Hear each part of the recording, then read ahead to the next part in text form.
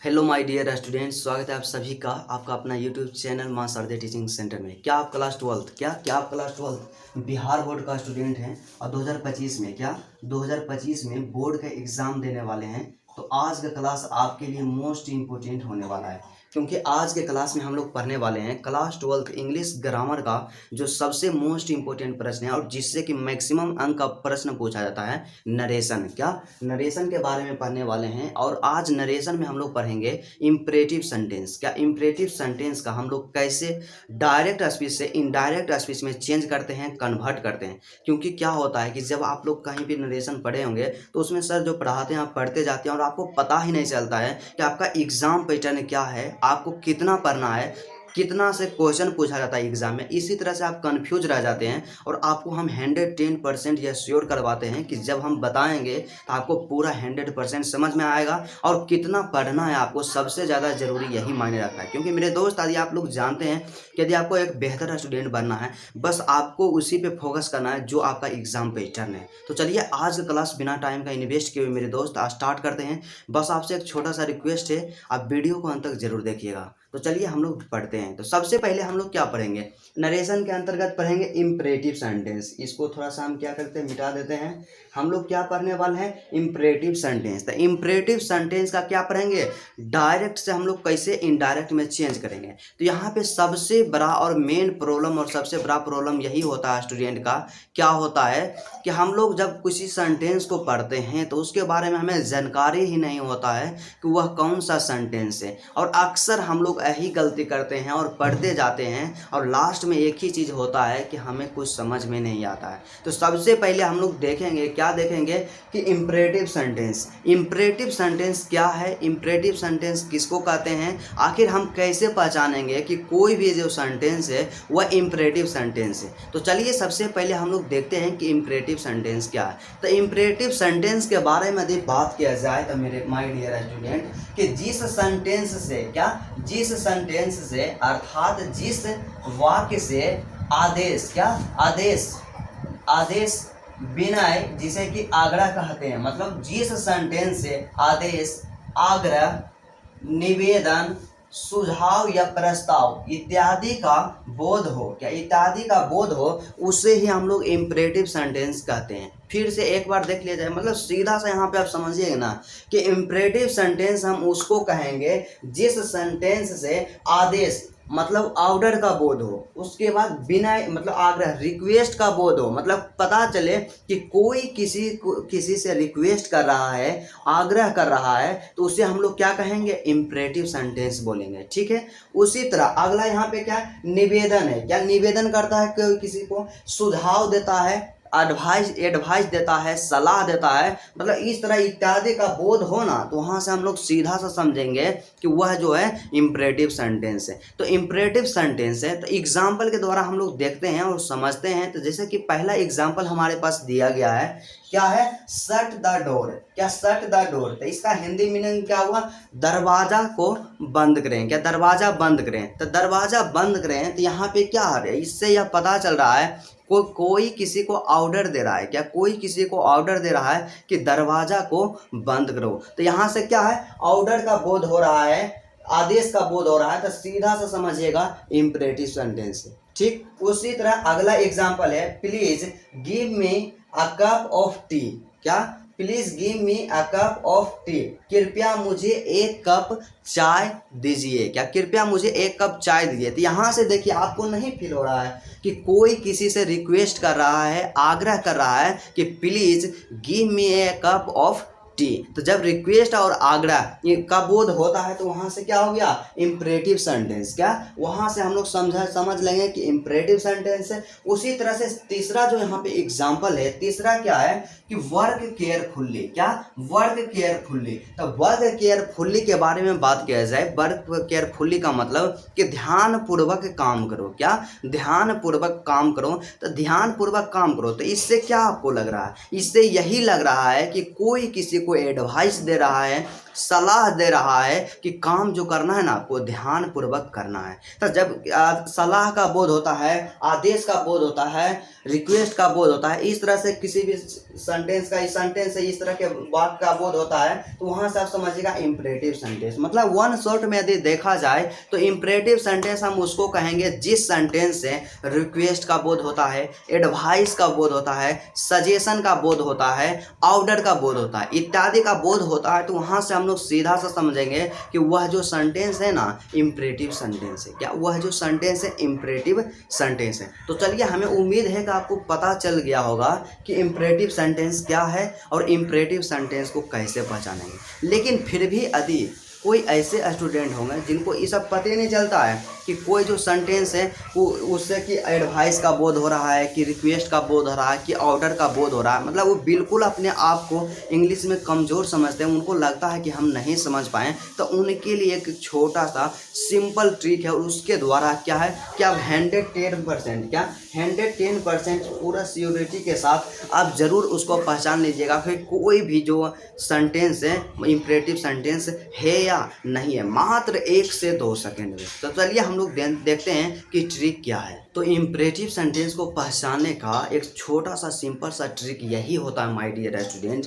क्या होता है कि पहचानने का ट्रिक क्या, इम्परेटिव सेंटेंस को पहचानने का ट्रिक क्या है कि इम्परेटिव सेंटेंस क्या है, इम्परेटिव सेंटेंस के शुरू में हमेशा याद रखिएगा कि इम्परेटिव सेंटेंस के शुरू में हमेशा क्या, शुरू में हमेशा या तो वर्ब रहेगा, क्या या तो वर्ब लगा हुआ रहेगा, या काइंडली या प्लीज रहेगा, क्या काइंडली या प्लीज रहेगा, या डू नॉट या डोंट लगा हुआ रहेगा, या लेट लगा हुआ रहेगा, या लेटस या लेट्स लगा हुआ रहेगा। मतलब सीधा सा समझना है कि इम्परेटिव सेंटेंस, कोई भी इम्परेटिव सेंटेंस हुआ होगा तो उसके शुरू में क्या, उसके शुरू में या तो वर्ब लगल रहे, सीधा सा समझ लेना, डायरेक्ट वर्ब आ जाए इम्परेटिव, मतलब कोई भी सेंटेंस के शुरू में, तो वहां से आपको समझ जाना है कि वह एक क्या है, इम्परेटिव सेंटेंस है, राइट।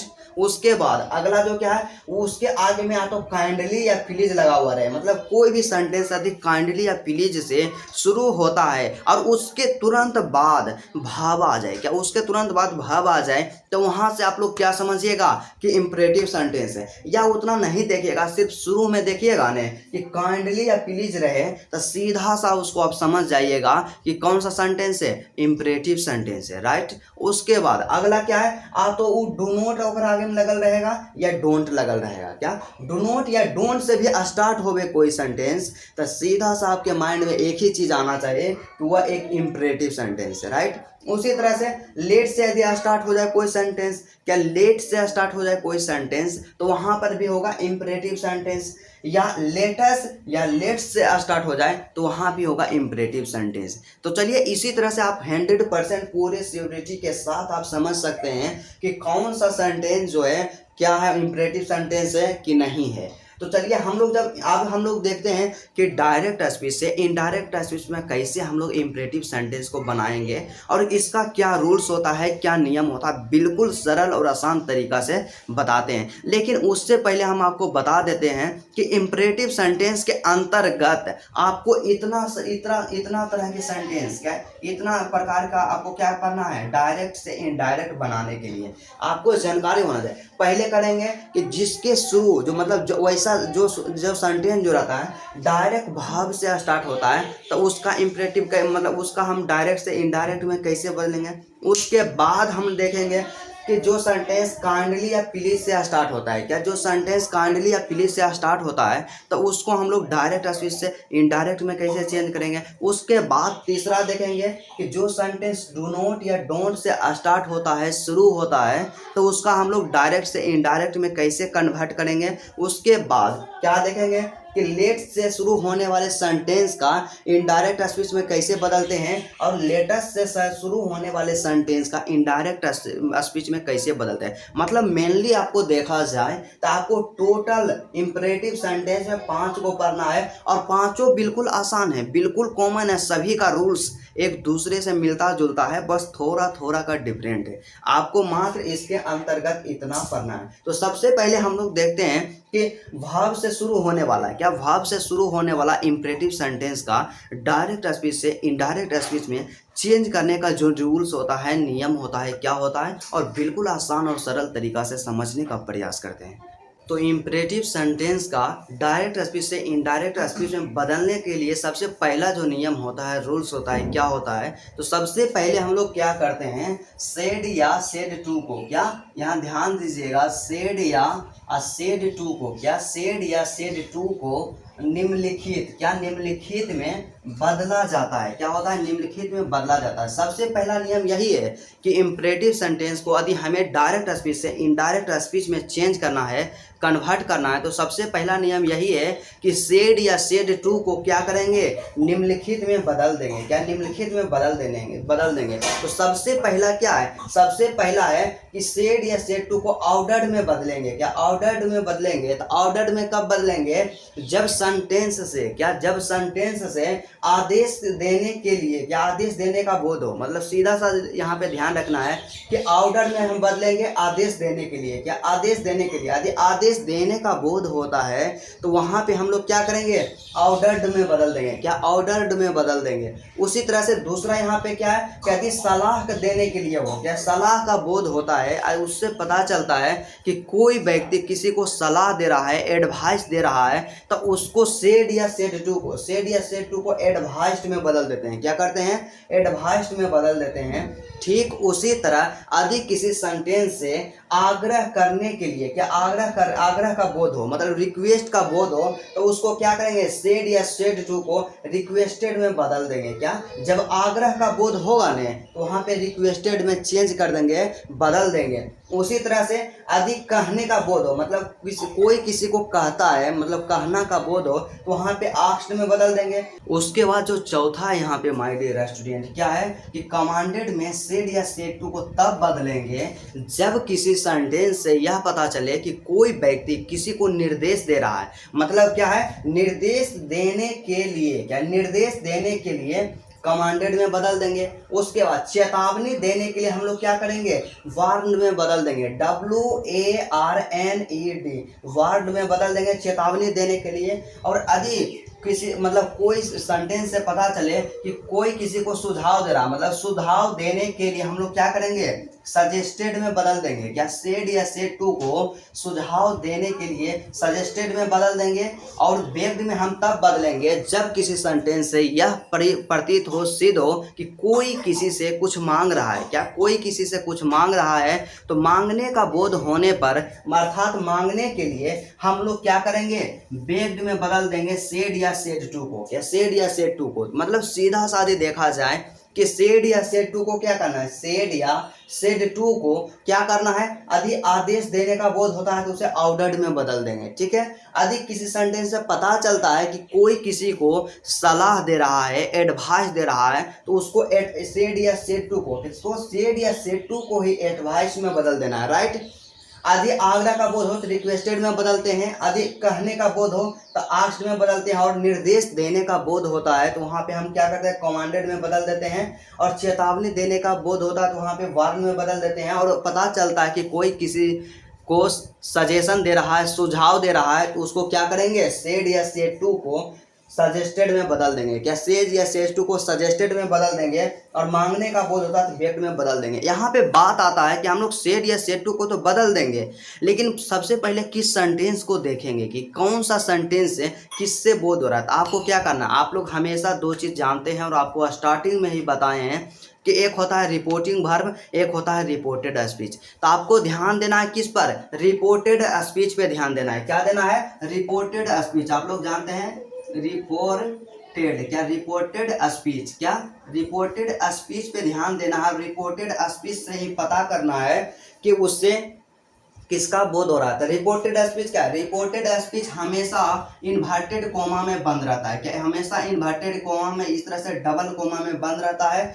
और जो डबल कोमा में बंद रहता है, इन्वर्टेड कोमा में बंद रहता है, जिसे कि रिपोर्टेड स्पीच के नाम से भी जाना जाता है, उसी को ही देखना है, उसी को ही पढ़ना है और उससे आपको समझना है कि उसे सलाह का बोध हो रहा है या वार्न का बोध हो रहा है या सजेशन का बोध हो रहा है या ऑर्डर का बोध हो रहा है, रिक्वेस्ट का बोध हो रहा है। तो जिसका मतलब जिससे बोध होता है ना, तो वहाँ पे आपको क्या करना, वहाँ पे पहचान लेना है और उसके बाद जो रहेगा सेड या सेड टू को इसी के अनुसार आपको बदल देना है। ठीक है, इसी के अनुसार बदल देना है। उसके बाद क्या करते हैं कि ऑब्जेक्ट, क्या ऑब्जेक्ट ना होने पर, क्या ऑब्जेक्ट आदि रिपोर्टिंग भर के बाद नहीं रहे, क्या रिपोर्टिंग भर के बाद आदि सेंटेंस में, डायरेक्ट स्पीच में ऑब्जेक्ट ना रहे तो ऑब्जेक्ट अपने मन से, क्या ऑब्जेक्ट अपने मन से लगा दिया जाता है। क्या किया जाता है? ऑब्जेक्ट ना होने पर अपने मन से लगा दिया जाता है। मतलब हमेशा आपको ध्यान देना है कि जब डायरेक्ट स्पीच में रिपोर्टिंग वर्ब के बाद, क्या रिपोर्टिंग वर्ब के बाद यदि ऑब्जेक्ट ना हो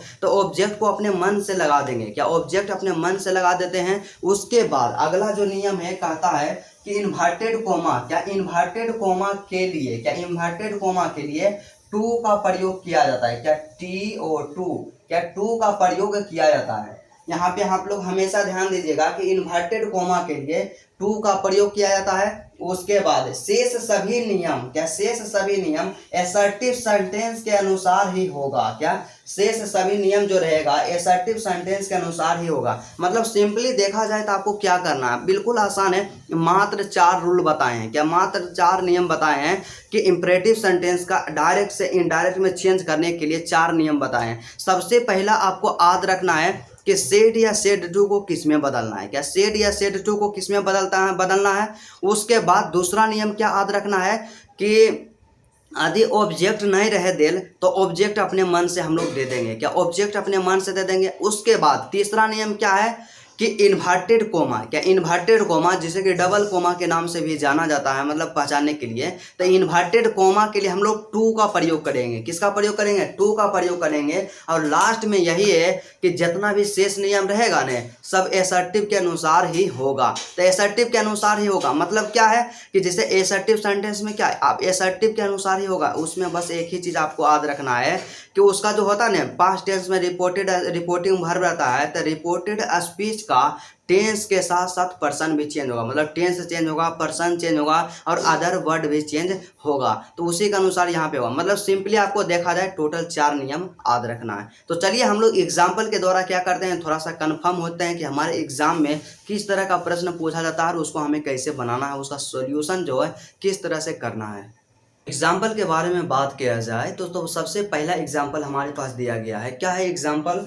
पहला एग्जाम्पल है हमारे पास कि ही सेड टू मी, क्या he said to me go there, क्या गो देयर। तो सबसे पहला काम आपको क्या करना है, आपको बताएं कि नरेशन बनाना है तो उसके लिए सबसे पहला काम आपको करना है कि सेंटेंस को पहचानने के लिए सीखना है। सेंटेंस को पहचानना है कि कौन सा सेंटेंस है। जब तक हमें पता नहीं चलेगा कि कौन सा सेंटेंस है तो उसका रूल्स कैसे लगाएंगे। क्योंकि क्या है कि असर्टिव सेंटेंस का अलग रूल है, इंट्रोगेटिव सेंटेंस का अलग रूल है और इंपरेटिव सेंटेंस का अलग रूल है। और जितने भी इसका सेंटेंस है सभी का बनाने का जो नियम होता है डायरेक्ट स्पीच से इनडायरेक्ट स्पीच में सभी का अलग अलग है। तो सबसे पहले हमें सेंटेंस को पहचानना होगा।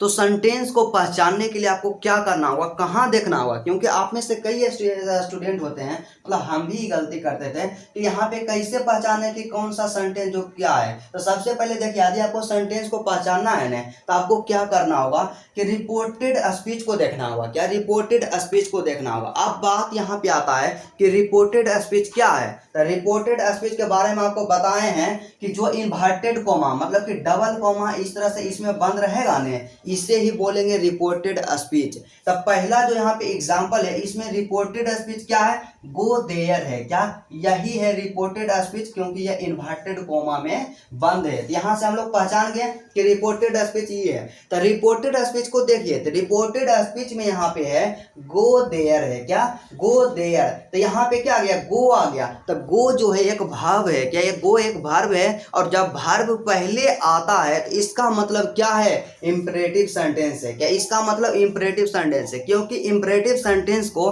पहचानने का आपको ट्रिक बताए हैं कि इम्परेटिव सेंटेंस जब भी आएगा ने हमेशा वर्ब आगे रहेगा। क्या हमेशा वर्ब आगे रहेगा, या आगे में काइंडली या प्लीज लगल रहेगा, या डू या डू नॉट लगल रहेगा, या लेट लगल रहेगा, या लेट या लेटेस्ट लगा हुआ रहेगा। तो यहाँ पे क्या है, शुरू में आ गया वर्ब, मतलब शुरू में यहाँ पे क्या आ गया, वर्ब आ गया। जब शुरू में वर्ब आता है तो यहाँ से सीधा सा आपको समझना है कि इम्परेटिव सेंटेंस है। जब हम लोग यहाँ से हमें पता हो गया कि यह जो सेंटेंस है इम्परेटिव सेंटेंस है, इम्परेटिव सेंटेंस है, तो इम्परेटिव सेंटेंस का बनाने का नियम क्या होता है, तो इम्परेटिव सेंटेंस सबसे पहले यही करता है, कहता है कि आपको क्या करना है, सेड या सेड टू को, क्या सेड या सेड टू को उसके आवश्यकता अनुसार चेंज करना है। तो सबसे पहले यहाँ पे क्या, रिपोर्टेड स्पीच को ही देखना है। तो रिपोर्टेड स्पीच क्या कर रहा है, गो देयर। तो गो देयर मतलब वहां जाओ।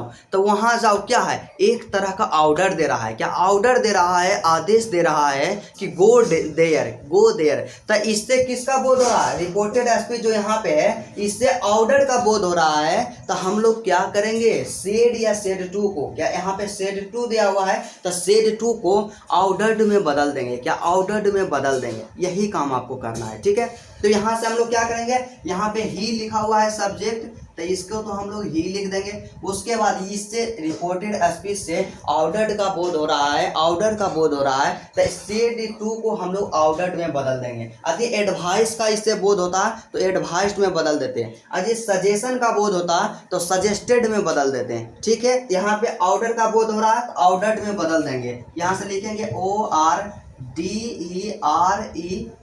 ऑर्डर्ड। ठीक है, उसके बाद मी यहाँ पे दिया हुआ है ऑब्जेक्ट, तो ऑब्जेक्ट यहाँ पे मी दे देंगे, क्योंकि यदि यहाँ पे दूसरा नियम क्या बोला था कि यदि रिपोर्टिंग वर्ब के बाद, रिपोर्टिंग वर्ब है सेड टू, तो इसके बाद ऑब्जेक्ट नहीं रहे तो अपने मन से हम लोग दे देते हैं। लेकिन ऑब्जेक्ट यहाँ ऑलरेडी दिया हुआ है तो ऑब्जेक्ट दोबारा देने की आवश्यकता नहीं है। यहाँ पे ऑब्जेक्ट क्या है, मी, तो जो रहे उसी को उतार देना। उसके बाद अगला नियम क्या है, इन्वर्टेड कॉमा आ गया।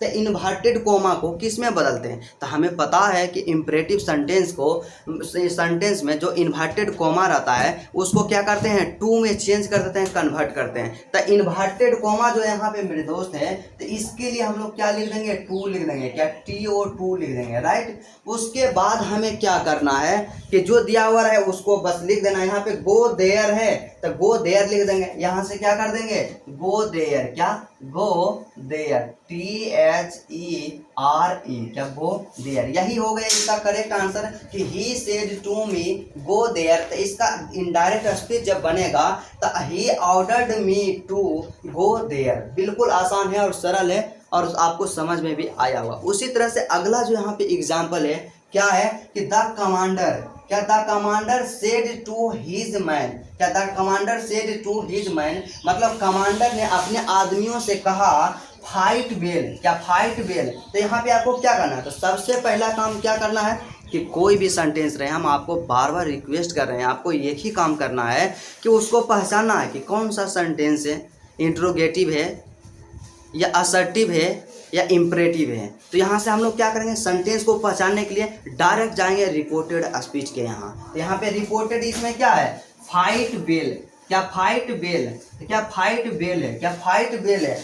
तो फाइट बेल यहाँ कहने का मतलब क्या आ गया, फाइट आ गया शुरू में। तो फाइट जो क्या है, एक वर्ब है। तो जब वर्ब शुरू में आता है तो इसका मतलब सीधा सा यहाँ समझना है कि यह क्या है, इम्परेटिव सेंटेंस है। क्या, इम्परेटिव सेंटेंस है। तो इम्परेटिव सेंटेंस जब है तो इम्परेटिव सेंटेंस रहता है तो इसका बनाने का नियम तो हम लोग जानते हैं कि क्या करते हैं, सेड या से, यहाँ पे सेड या सेड टू जो भी रहता है उसको क्या करते हैं, उसके आवश्यकता अनुसार बदल देते हैं। उसको बदलने के लिए क्या करते हैं, रिपोर्टेड स्पीच को देखते हैं कि उससे किसका बोध हो रहा है। यहाँ पे देखिए एक चीज आप लोग और याद रखिएगा कि जब कमांडर रहेगा तो हमेशा वो कमांड देगा। क्या, कमांड देगा। क्या, हमेशा कमांड देगा, निर्देश देगा। तो यहाँ से क्या है, सेड टू को कमांडेड में बदल देंगे। वह निर्देश दिया कि फाइट बेल, तो फाइट बेल यहाँ निर्देश का बोध हो रहा। यहाँ से सबसे पहले द कमांडर यहाँ पे सब्जेक्ट है, तो यहाँ से हम लोग क्या कर देंगे, लिख देंगे द कमांडर। क्या, द कमांडर, COMMANDER।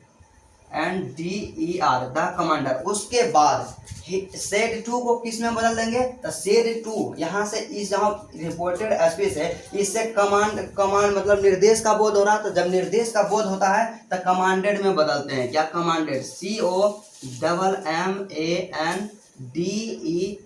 और एक चीज हमेशा आपको याद रखना है कि जब कमांडर आ जाए ना तो कमांडर जो होगा हमेशा क्या करेगा, निर्देश देगा। क्या, हमेशा निर्देश देगा, और निर्देश देने के लिए हम लोग कमांडेड में बदल देते हैं। तो यहाँ पे सब्जेक्ट था द कमांडर, यहाँ से हम लोग द कमांडर लिख दिए, राइट। उसके बाद सेड टू को कमांडेड में बदल दिए, ठीक है। उसके बाद ऑब्जेक्ट क्या है, हिज मैन। क्या, हिज मैन, तो यहाँ से क्या दे देंगे, हिज मैन दे देंगे। क्या, हिज मैन दे देंगे। उसके बाद क्या आ गया, इन्वर्टेड कोमा, तो इन्वर्टेड कोमा को टू में बदलते हैं, तो यहाँ से हम लोग क्या कर देंगे, टू लिख देंगे। क्या, टू लिख देंगे, राइट। उसके बाद फिर क्या करेंगे, फाइट वेल यहाँ पे लिखा हुआ है, यहाँ पे हम लोग लिख देंगे direct FIGHT, fight well, WELL। मतलब ये इसका जो हो गया, the commander commanded his man to fight well. बिल्कुल करेक्ट है, और 100%। इसी तरह से क्या है, एग्जाम में क्वेश्चन पूछा जाएगा और इसी तरह से आपको बनाना है। मात्र इसका जो बनाने का नियम है 4 है, उसको आप कंप्लीट कीजिए। और इसका क्या कीजिए, आप नोट्स बनाते चलिए कि इसका जो रूल्स होता है क्या होता है, हम लोग इम्परेटिव सेंटेंस किसको कहते हैं। और जब आप नोट्स बनाइएगा तो रिवीजन के टाइम में आपको अच्छा सपोर्ट मिलेगा और जल्दी से आप रिवीजन कर पाइएगा।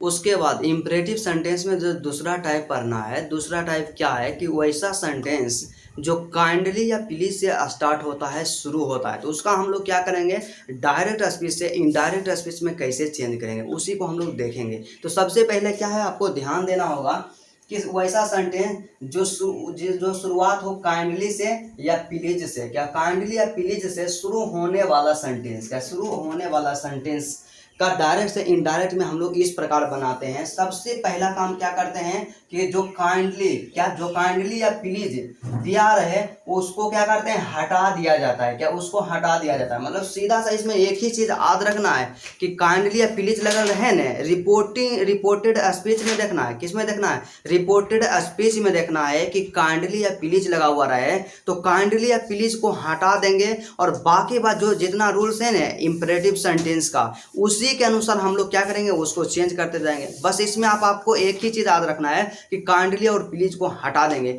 और इसमें जानते हैं आपको एक चीज और सुविधा है कि क्या है कि जैसे कि देखिए सेड या सेड टू को क्या हम करते थे कि उसके आवश्यकता अनुसार बदलते थे। रिपोर्टेड स्पीच को देखना पड़ता था कि उससे किसका बोध हो रहा है, रिक्वेस्टेड का बोध हो रहा है कि ऑर्डर का बोध हो रहा है या सजेशन का बोध हो रहा है, उसी के अनुसार सेड या सेड टू को चेंज कर देते हैं। लेकिन इसमें क्या है, फिक्स है कि जब काइंडली या प्लीज लगल रहे ने रिपोर्टेड स्पीच के शुरू में, तो उसमें हम क्या करेंगे, सेड या सेड टू को हमेशा रिक्वेस्टेड में बदलेंगे। क्या, रिक्वेस्टेड में बदलेंगे, क्योंकि काइंडली या प्लीज जब भी कोई बोलेगा तो रिक्वेस्ट ही करेगा, उसे रिक्वेस्ट का ही बोध होगा। मतलब सीधा साथ रखिए कि यदि काइंडली या प्लीज लगा हुआ रहे तो सेड या सेड टू को हमेशा ऑल टाइम आपको क्या करना है, रिक्वेस्टेड में बदलना है। तो चलिए सबसे पहले एग्जाम्पल को देखते हैं, क्योंकि एग्जाम्पल हमारे एग्जाम में आता है। तो यहाँ पे एग्जाम्पल पहला दिया गया है कि सी सेड टू मी, क्या, she said to me kindly give me some money. क्या, kindly give me some money, मतलब उसने मुझसे कही कृपया मुझे कुछ पैसा दीजिए। क्या, कृपया मुझे कुछ पैसा दीजिए, इस तरह से। तो सबसे पहला क्या है, यहाँ पे हम लोग क्या करेंगे, सेंटेंस को पहचानेंगे। तो यहाँ पे सेंटेंस को पहचानने के लिए किसके पास जाएंगे, तो हम लोग जाएंगे रिपोर्टेड स्पीच के पास। रिपोर्टेड स्पीच इसमें क्या है, जो इन्वर्टेड कोमा में बंद रहता है। आपको हम बार बार सजेशन देते हैं कि इन्वर्टेड कोमा में जो बंद रहता है उसी को बोलते हैं रिपोर्टेड स्पीच। तो यहाँ रिपोर्टेड स्पीच है kindly give me some money. क्या, kindly give me some money. तो शुरू में यहाँ पे देखिए क्या लगा हुआ है, काइंडली लगा हुआ है। क्या, काइंडली लगा हुआ है। तो काइंडली लगा हुआ है तो आपको पहचानने का ट्रिक बताएं कि जब भी काइंडली या प्लीज, डू नॉट या डोंट, लेट या लेटेस्ट लगा हुआ रहे तो वहां से सीधा सा समझना है कि इंपरेटिव सेंटेंस है। तो इंपरेटिव सेंटेंस का जो बनाने का नियम होता है हम लोग जानते हैं। और काइंडली या प्लीज वाला को क्या करते हैं, सिर्फ काइंडली या प्लीज को हटा करके अब बाकी बात जो नियम जो पहले के अनुसार है उसी के अनुसार हम लोग चेंज कर देंगे। तो सबसे पहले क्या है, यहाँ पे सब्जेक्ट है दिया हुआ सी, तो यहाँ से हम लोग दे देंगे, क्या दे देंगे, CSHE।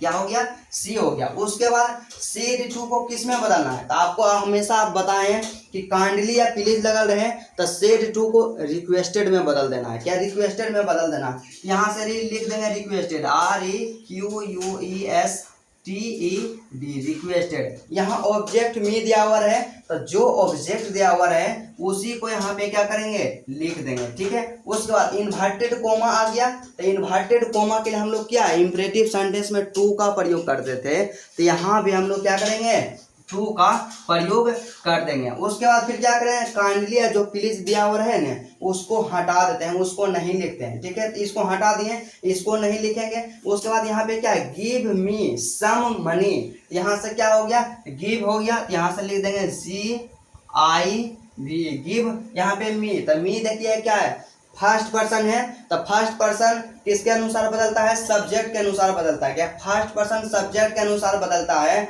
तो यहाँ पे मी जो है ऑब्जेक्ट के रूप में है, यहाँ पे सी है, तो सी का जो ऑब्जेक्ट क्या होगा, सी का ऑब्जेक्ट हम लोग जानते हैं हर, क्या हर, तो यहाँ से क्या दे देंगे, हर दे देंगे, क्या HER हर। उसके बाद सम मनी है, तो यहाँ से दे देंगे क्या, सम मनी, क्या SOME मनी, MONEY मनी। यही 100% करेक्ट हो गया कि she said to me kindly give me some money. इसका जो हो गया इनडायरेक्ट स्पीच कि सी रिक्वेस्टेड टू मी, क्या she requested to me give me her some money. उसी तरह से अगला यहाँ पे एग्जांपल है कि the doctor said to me, क्या the doctor said to me please take care of your health, क्या please take care of your health. इसका क्या करना है, इनडायरेक्ट स्पीच बनाना है और आपको स्वयं अपने से ही बनाना है। तो चलिए आज का क्लास यहीं तक रहता है। यदि आपको वीडियो अच्छा लगा तो वीडियो को दिल से लाइक कर दीजिएगा और मेरे चैनल पे यदि आप नए हैं मेरे दोस्त तो चैनल को ज़रूर सब्सक्राइब कर दीजिएगा।